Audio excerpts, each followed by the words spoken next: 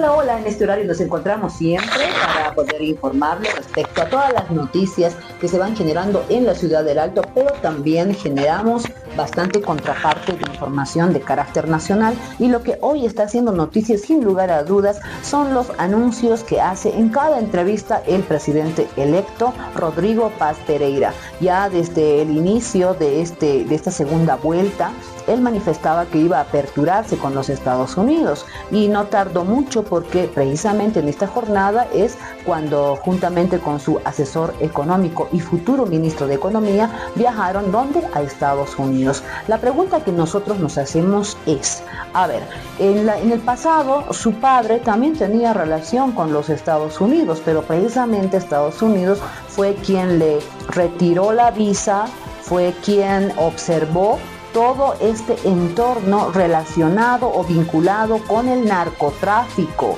Oso Chavarría, el señor Eid y tantos otros de lo que fuera el MIR. Toda esta cúpula hoy está nuevamente encaramada como dinosaurios políticos alrededor de Rodrigo Paz Pereira, a la par de su papá, que es Jaime Paz Zamora. En ese entendido, ¿qué es lo que habrá cambiado del 89 o los 90 hasta el 2025? Absolutamente nada, porque Rodrigo Paz dijo: yo no vivo del Estado, ya no van a vivir más del Estado, que tenemos que aperturarnos. Pero Rodrigo Paz está 25 años viviendo del Estado, entre alcalde, concejal 2 veces, diputado, en fin. Y además, dicho sea de paso, en Tarija, donde hizo estos cargos públicos locales, no llegó a ganar. Hablamos de la votación primera como también de la segunda vuelta, no ganó ni siquiera en su departamento. Entonces no es una persona que sea considerada líder, o que la votación que ha recibido le dé visto bueno o un cheque en blanco para que él decida cómo quiere hacer el país. Y escucharlo tan beligerantemente está adoptando ya el mismo perfil que Tito Quiroga. Debería revisar la historia, don Rodrigo Paz Pereira, y debería saber que Estados Unidos hoy está en una franca disputa, le está haciendo la guerra a muchos países como Colombia, a quienes acusa de narcotraficantes, también contra Venezuela, a quienes también los acusa de narcotraficantes, y habla de un supuesto cártel de los soles que realmente en el mundo nadie sabe si eso existe. Y lo propio ha estado generando miedo en la Argentina, diciendo que si no reeligen o le dan más poder a Javier Milei, actual presidente de Argentina, pues él no sería generoso con este país. Y así sucesivamente en todos los países, principalmente de América Latina y el Caribe, quiere tomar el control, haciéndonos una guerra psicológica, porque hoy tenemos una guerra psicológica. ¿Todo por qué? Porque no quiere que China penetre o consolide los mercados que ya ha aperturado en toda América Latina.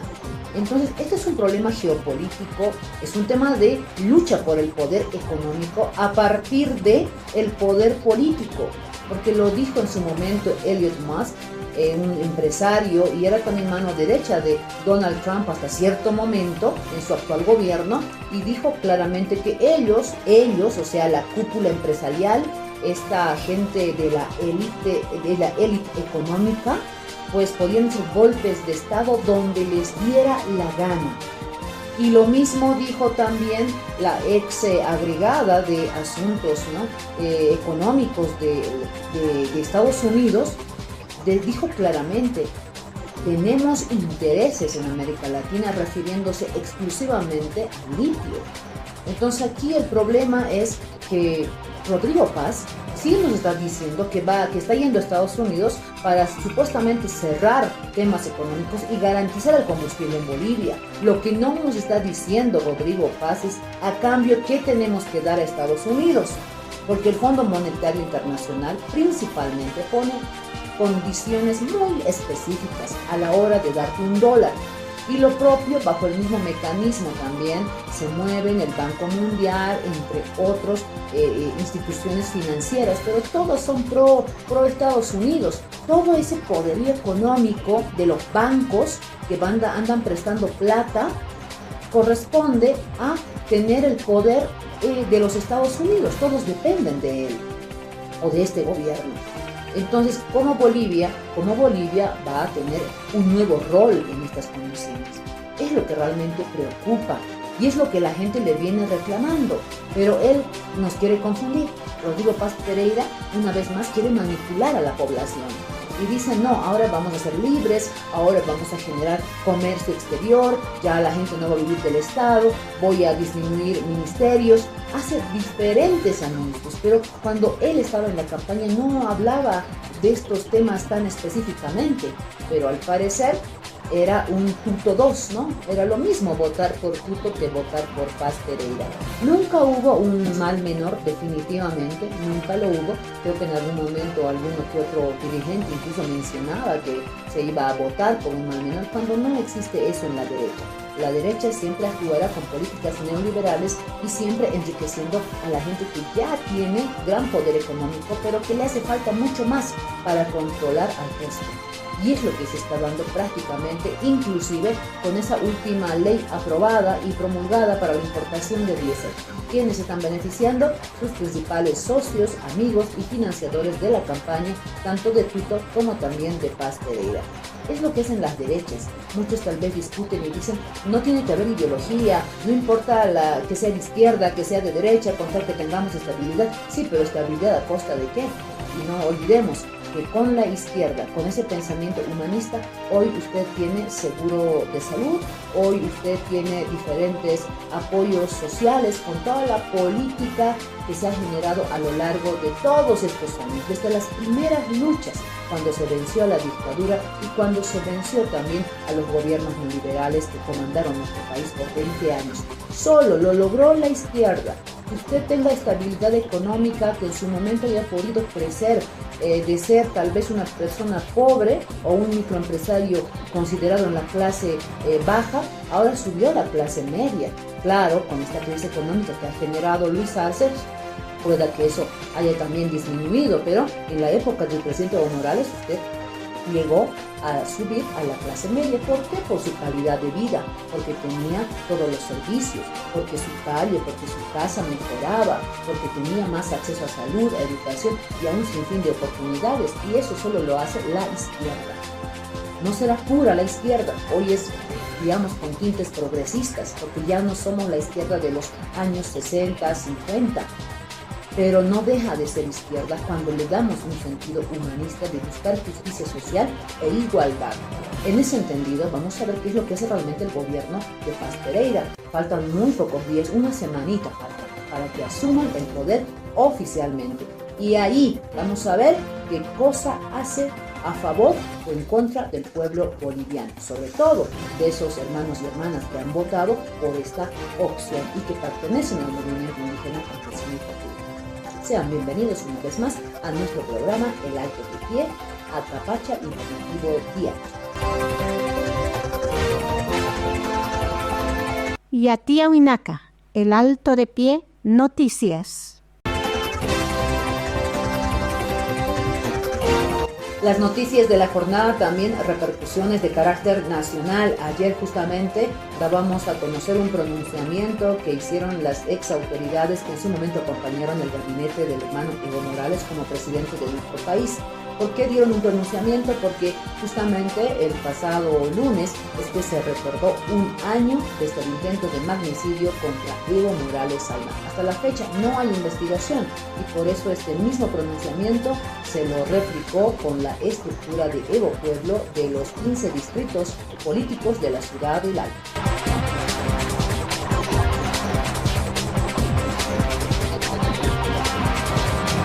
Ha transcurrido un año desde que intentaran asesinar al hermano y expresidente de nuestro país, Evo Morales Ayma. Hoy nos encontramos con representantes de la estructura de los distritos políticos de la ciudad del Alto, Evo Pueblo, y con ellos también queremos dar a conocer el respaldo de este pronunciamiento que se dio a conocer en horas de la mañana por los exministros que acompañaron en su momento al hermano Evo Morales. Son 27 ex autoridades que han firmado este pronunciamiento que a la letra dice: a un año del intento de magnicidio del expresidente Evo Morales. Hace exactamente un año, cuando el expresidente Evo Morales se dirigía desde su domicilio hacia la localidad de Laucaeñi para desarrollar la transmisión de su habitual programa radial dominical, fue víctima de un ataque armado que buscaba acabar con su vida, ataque ejecutado por policías y agentes extranjeros con logística militar. Los autos del expresidente recibieron más de 20 disparos de bala, resultando herido de gravedad el chofer del expresidente. Las filmaciones con que se cuenta desde varias cámaras de seguridad que existen en el trayecto demuestran que, luego de intentar acabar con la vida de Evo Morales, quienes dispararon se refugiaron en una instalación militar ubicada cerca del lugar, la 9ª División del Ejército, donde les dieron cobijo y protección ante la movilización inmediata de los pobladores del lugar que protestaban por el atentado. La transmisión de prensa que siguió el hecho mostró en directo que desde esta instalación militar fueron evacuadas varias personas en helicópteros militares.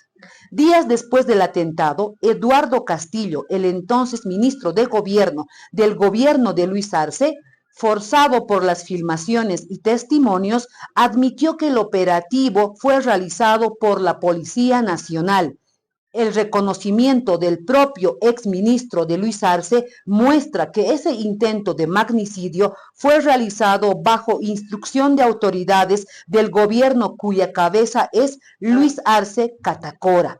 Este hecho claramente forma parte de las acciones que el propio Luis Arce ha realizado con la finalidad de eliminar jurídicamente y políticamente al expresidente Evo Morales y que, ante la imposibilidad de acabar con el liderazgo de Evo por esas vías, finalmente llegó al propio intento de eliminación física del mismo. Desde entonces hasta ahora, un año después, no se ha realizado ninguna investigación imparcial de este grave hecho, ya que, como en muchos otros casos, el gobierno de Luis Arce ha sometido la voluntad de autoridades judiciales y ha vulnerado la independencia de poderes, dañando la institucionalidad del Estado. Por el bien del país, se debe esclarecer cómo y por qué fue posible para un ministro de Estado realizar un operativo criminal de fuerzas policiales con el apoyo militar y posible intervención extranjera. Se debe esclarecer y conocer quiénes realmente fueron los autores materiales e intelectuales de este intento de magnicidio, que ojalá nunca más pueda volver a suceder en Bolivia contra ninguna ex autoridad o autoridad actual del Estado. Ahora que el gobierno electo de Rodrigo Paz y Edman Lara tienen la oportunidad de devolver a Bolivia la institucionalidad y el debido proceso, exigimos al nuevo gobierno que se inicie una investigación sobre el intento de magnicidio dirigido por el régimen de Luis Arce y ejecutado por su exministro Eduardo Castillo. Es deber del nuevo gobierno hacerlo de inmediato. De lo contrario, los nuevos mandatarios se estarían convirtiendo en encubridores de estas oscuras actuaciones del régimen de Luis Arce. Lo que queremos nosotros como ciudadanos, como parte del movimiento Evo Pueblo, es que se aclare este intento de magnicidio. Del cual ¡Justicia! ¡Viva la ciudad del Alto! ¡Que viva! ¡El pueblo ¡Unido jamás será vencido! ¡El pueblo unido jamás será vencido!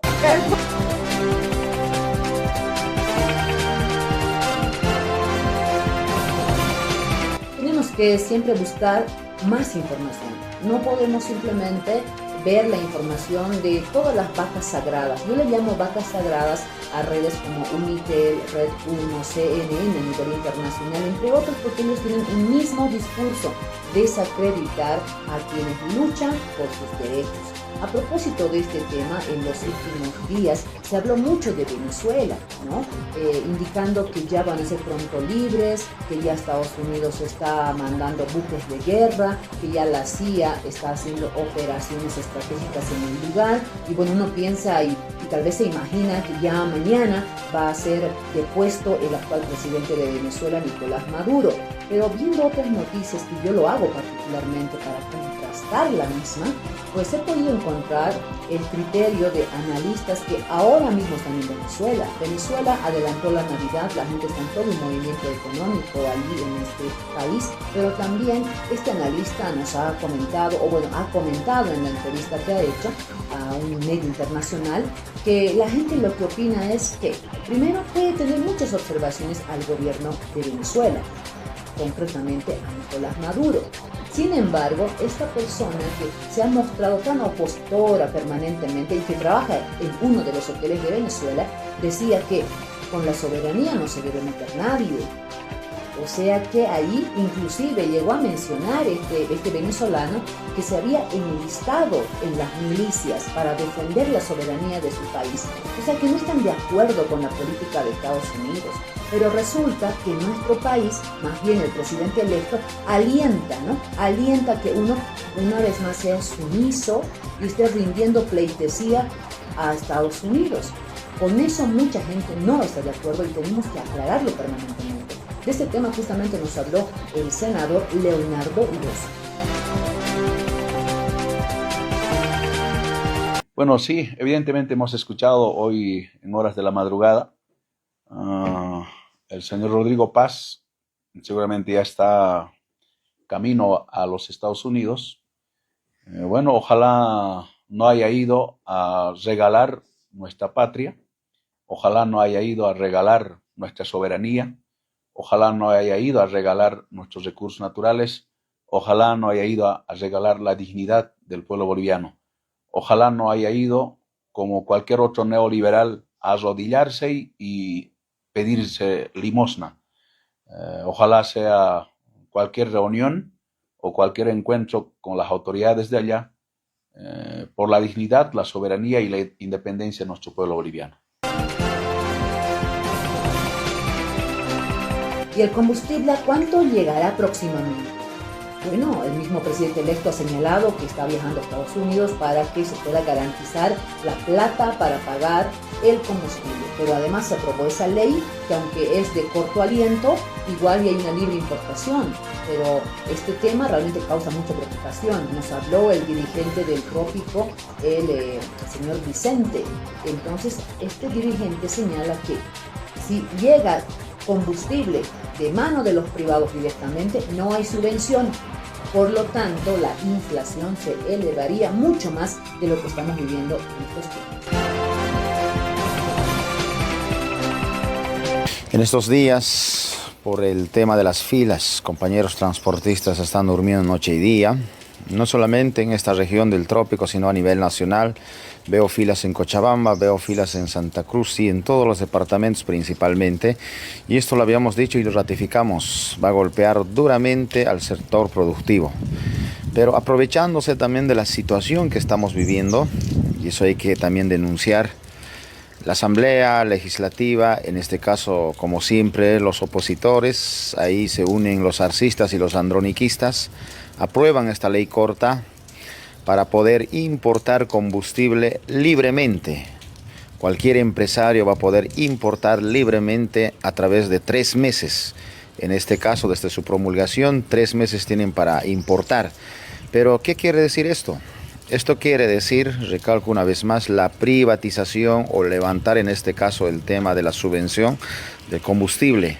Si en 3 meses, en este caso, venden en los surtidores a un precio internacional, ya lo habíamos anunciado, entre 18 y 19 bolivianos el litro, ¿cuánto va a ser el pasaje? ¿Cuánto va a subir, en este caso, la canasta familiar? Otra controversia que también generó Paz Pereira, no sé si está improvisando o es que lo traiciona su subconsciente neoliberal, porque realmente decir que no va a tener nada que ver con las organizaciones sociales, realmente es algo irrisorio. ¿Por qué?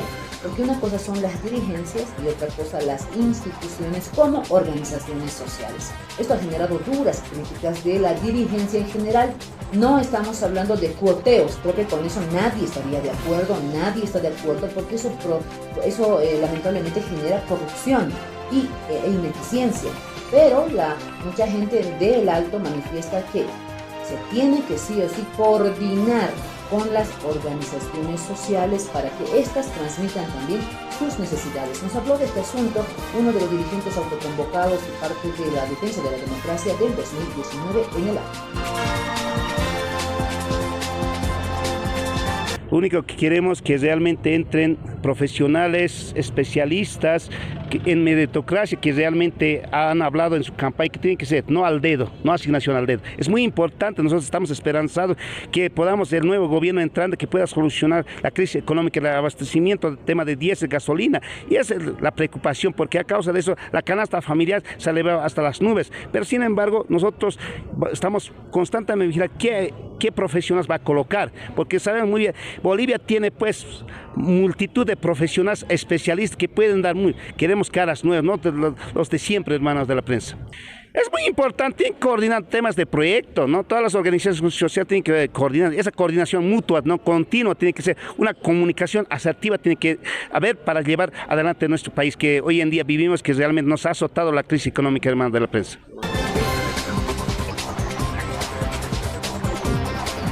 Enseguida volvemos con tu programa El Alto de Pie con Vilma Lanoca.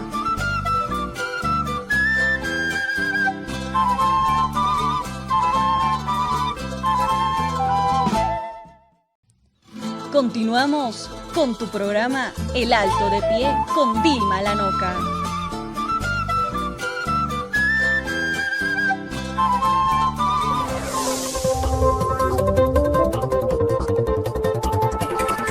Unjawinaka, Hiwasan Marcasan, Lurawinakap, Unjasa, Ukamat Humanakaj, Alto Marcanquir Camirinakaj, Gestión Municipal, Uka Yatip Hañamataki. Bueno, estamos siempre vigilantes de lo que se hace en la gestión municipal, porque es la labor de un concejal.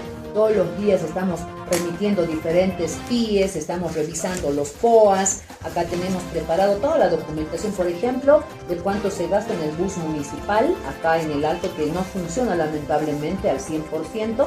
También tenemos todo el detalle de las deudas que tiene el municipio, cuánto se ha programado para pagar en este año al cierre de gestión, pero también tenemos otros datos de seguridad ciudadana, qué presupuesto se ha destinado este año, cuánto presupuesto tenía el año pasado, para qué programas se inyecta la plata y cuánto se ha ejecutado.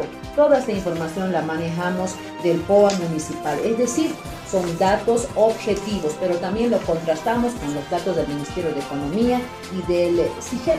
Y ahí podemos advertir que hay muchas obras que ya deberían haber sido entregadas. Claro, la alcaldesa se molesta, ¿no?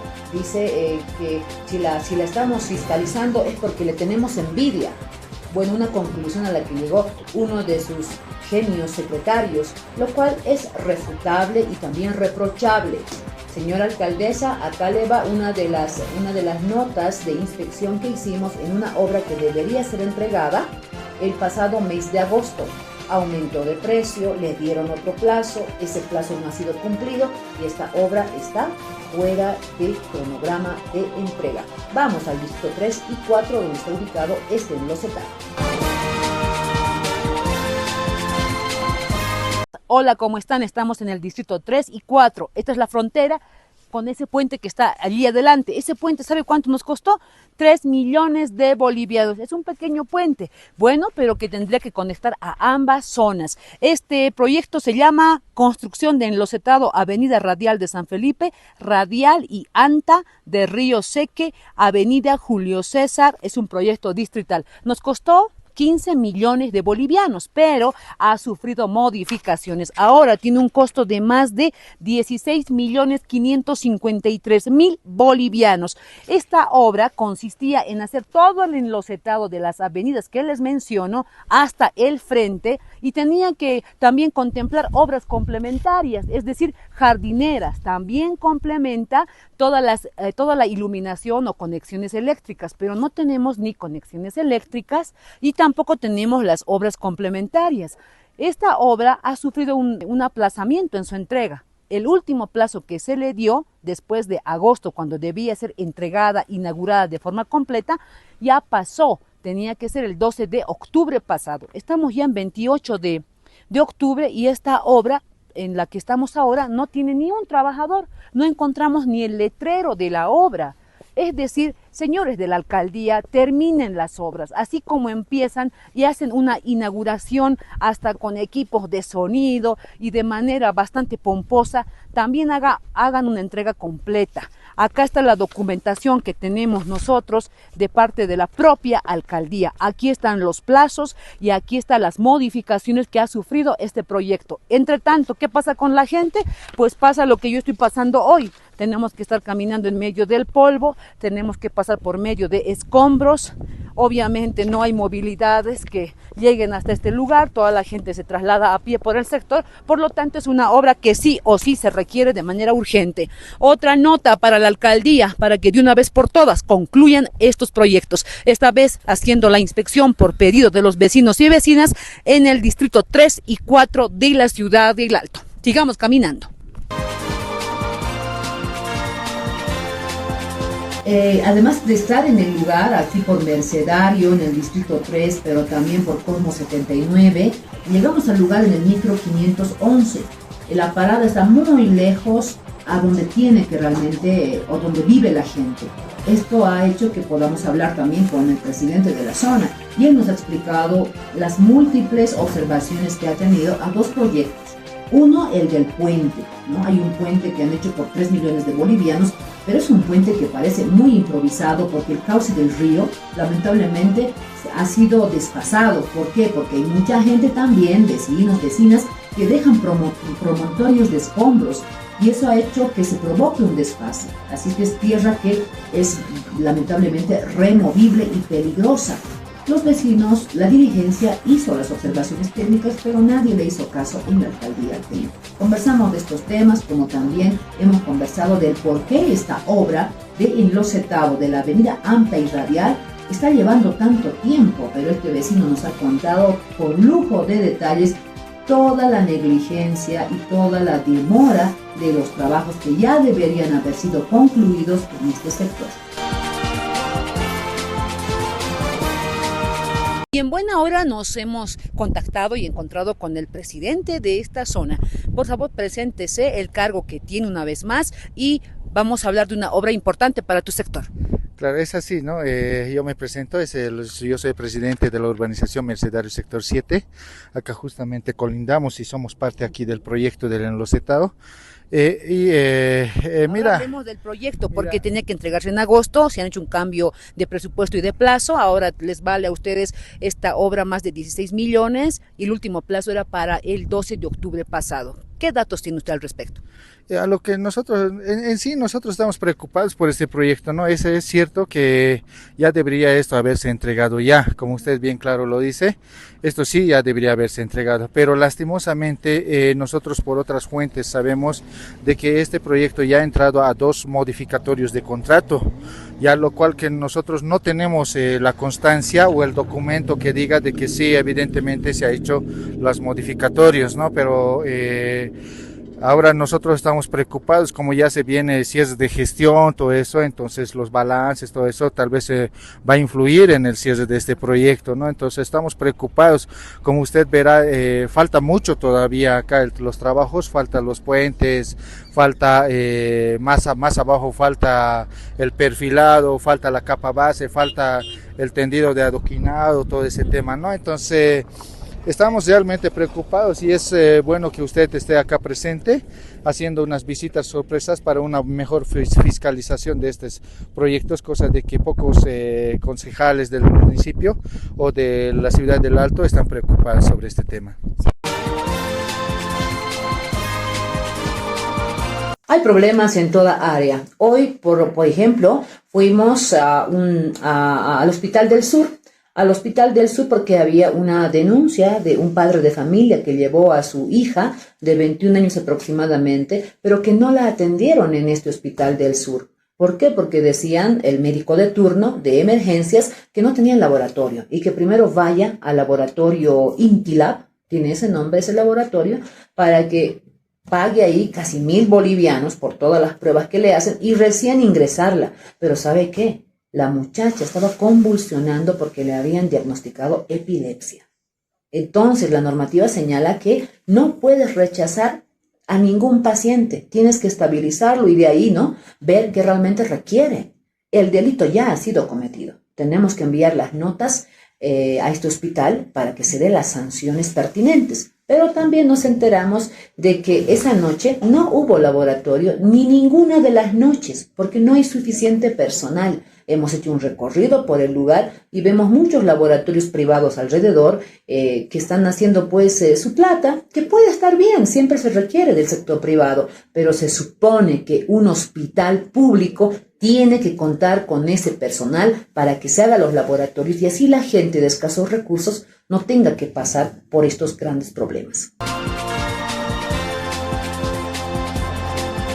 Bueno, queremos darle un informe completo de lo que vinimos a hacer al hospital de tercer nivel del sur. Déjeme informarle que este hospital solo funciona al 40%. Imagínense esta infraestructura monumental, inclusive de atención para las personas que sufren de la terrible enfermedad del cáncer, pero no hay especialistas. Actualmente se cuenta con 390 servidores públicos, entre médicos, enfermeras y personal técnico, pero este hospital funcionaría al 100%, por lo menos con 600 personas y no funciona. Ahora entendemos por qué la queja, por qué ese paciente que no ha sido atendido por emergencias y ha sido enviado a un laboratorio privado que está acá atrás. Es Intilab, el laboratorio privado que prácticamente le va muy bien porque toda la gente requiere laboratorio y aquí como no hay personal para que atienda las 24 horas, es decir, por turnos, lamentablemente la gente que llega después de las 8 de la noche tiene que recurrir a estos laboratorios privados y claro, la gente no tiene dinero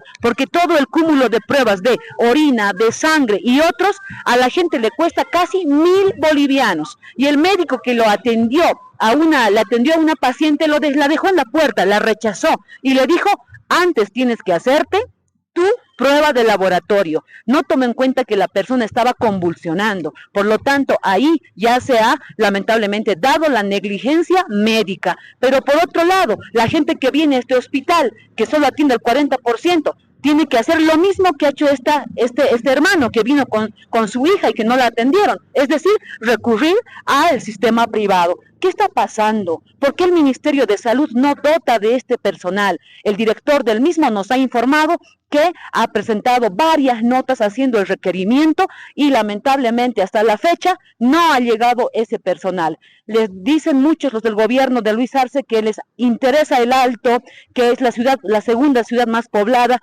pero la atención en salud es realmente pésima. Reitero una vez más, infraestructura monumental, equipamiento de primer nivel, pero lamentablemente el Ministerio de Salud y la Gobernación no han dotado de todo el personal, por lo cual la gente del Alto está padeciendo con estos problemas económicos al no poder pagar al privado y por otro lado también siendo víctima de la negligencia. Este informe no quedará aquí, vamos a hacer la diligencia ante el Ministerio de Salud como también ante la Gobernación. Este hospital del sur tiene que funcionar al 100%.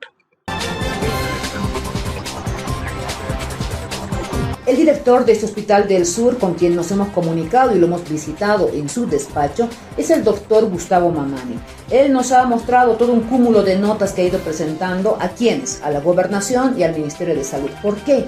Porque lamentablemente este hospital, que decían que pasaba ya al 100% a la administración de la Gobernación, no es así.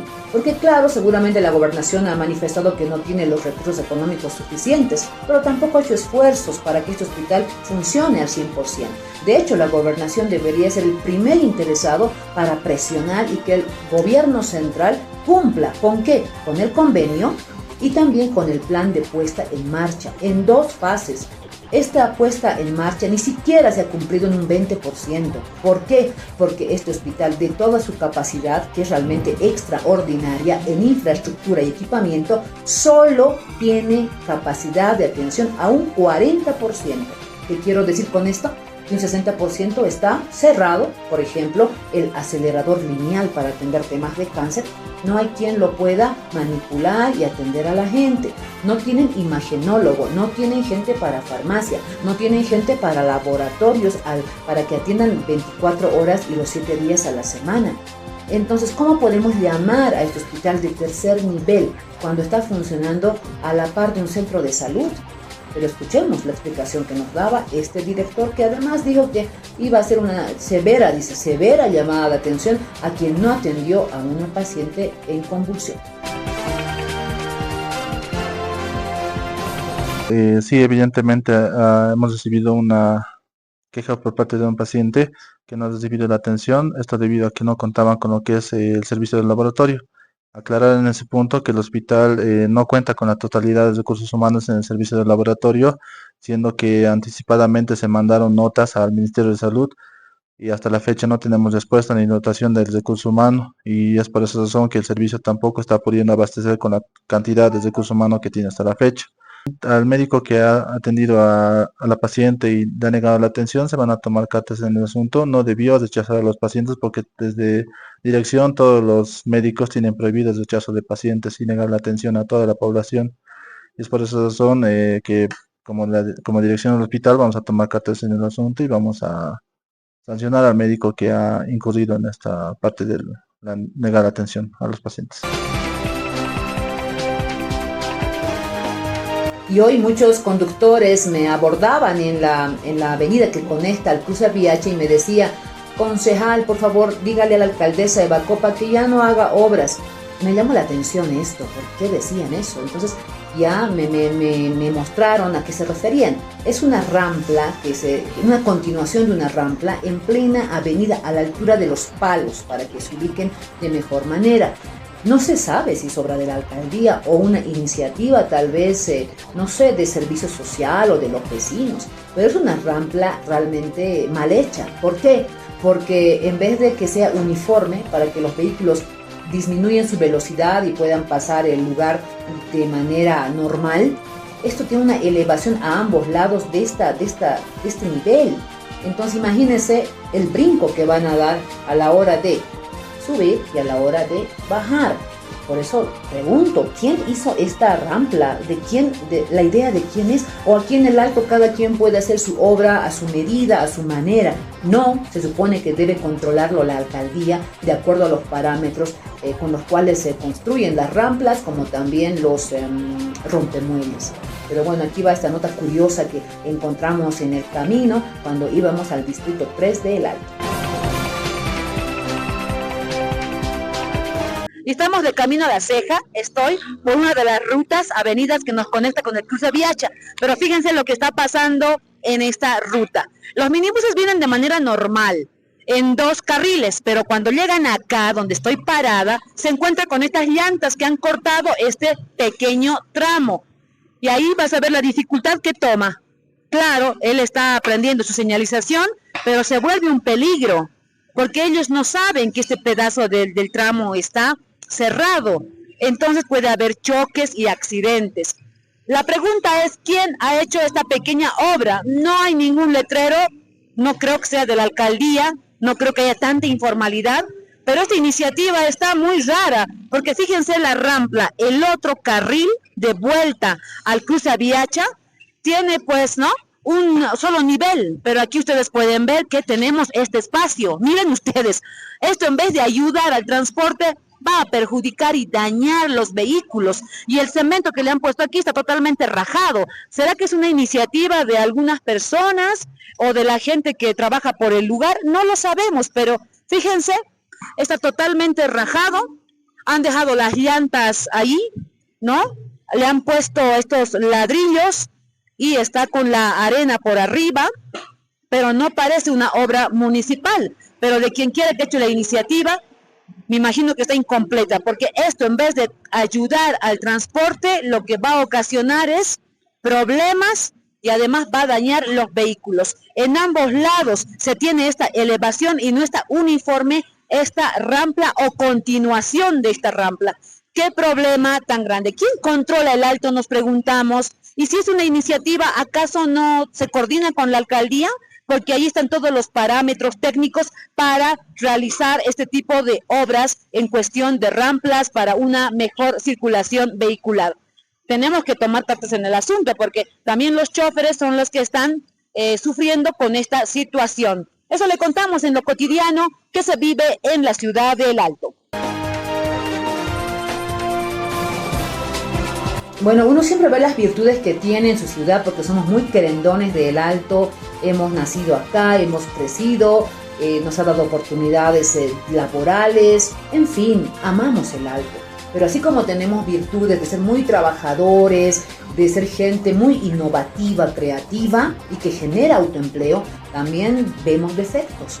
Hoy salimos a las calles para hablar con la gente y preguntarle qué defectos vemos en la ciudad del Alto. Que necesitamos un cambio aquí en el Alto, no hay nada de mejor en el Alto. A lo menos por otros barrios, pues sigue la tierra, el agua no se inunda, así.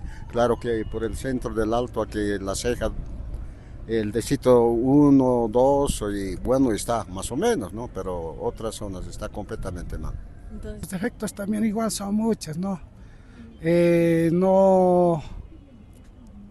La gente no es ordenada.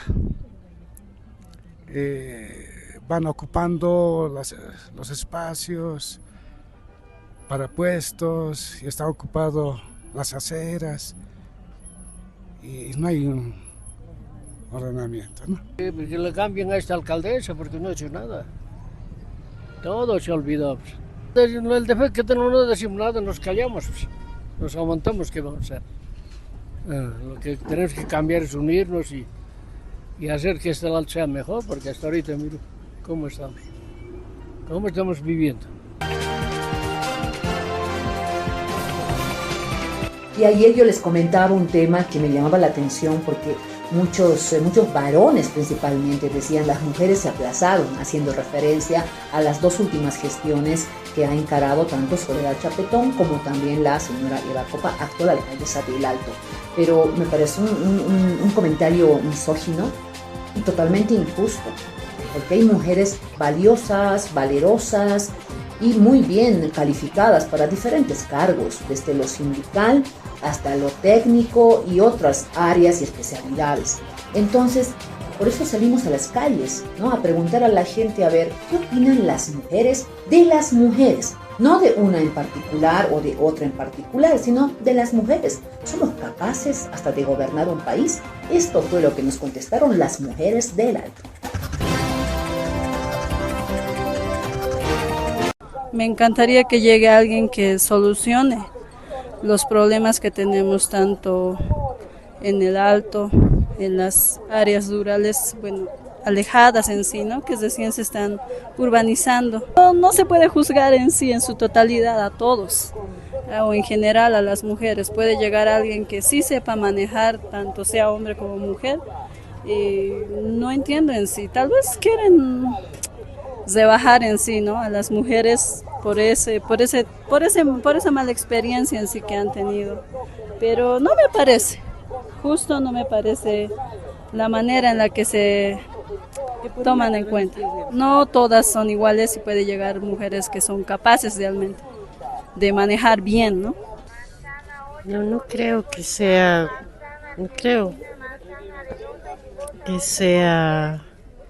por decir que es porque es mujer, porque también hay funcionarios varones Y eso también tiene que ver ahí, no todas somos mujeres, están trabajando de forma mixta y varones también. Pero sí puede ser, yo estaría de acuerdo que pueda haber otra candidata mujer, otra renovación, otra mente, otro nuevo pensamiento, otra forma de ver las cosas, otros proyectos, una forma de ver de vida diferente, ¿no? Otra forma de mentalidad distinta. Sí, puede estar bien si fuese mujer, ¿no? Eso no tiene nada que ver, porque igual los varones cometen errores o hacen corrupción, entonces no tiene nada que ver con el sexo. Tal vez por unas mujeres nos pueden juzgar todas iguales, no somos todas. ¿Qué piensa como mujer? Nosotros también tenemos las capacidades para poder ser autoridades. La verdad, hay capacidad ya de cada persona, pero no tenemos el mismo pensamiento, ya, ¿verdad? Si es que, digamos, por ejemplo, ha entrado una mujer, digamos, en la alcaldía o algo así, claro, primeramente entran pensando en ellos, pensando en sus bolsillos. Uno que entra ya no piensa en el pueblo, piensan en ellos. Ya, entonces, no discrimino a las mujeres, pero uno vela por uno mismo ya, hoy por hoy. Antes pensaban por el pueblo, por su, como te digo, por su gente, por el pueblo, todo eso. Ahora no, es interés personal. Y gracias a la alcaldesa del Alto de Bacopa, pues vamos a hacer un resumen de todas las obras y centros de salud, unidades educativas que hemos ido visitando, no solamente este año, sino también otras inspecciones que han sido bastante emblemáticas, porque algunas han terminado en el Viceministerio de Transparencia, nos han dado curso a muchas auditorías, como también a la Contraloría. Nosotros fiscalizamos porque la gente lo necesita. Y por otro lado, siempre apegados a la normativa y cumpliendo todo el procedimiento. Con este comentario nos despedimos y será hasta el día de mañana cuando tengamos una similar edición del programa El Alto de Pie, Acapache Informativo Diario. Hasta entonces.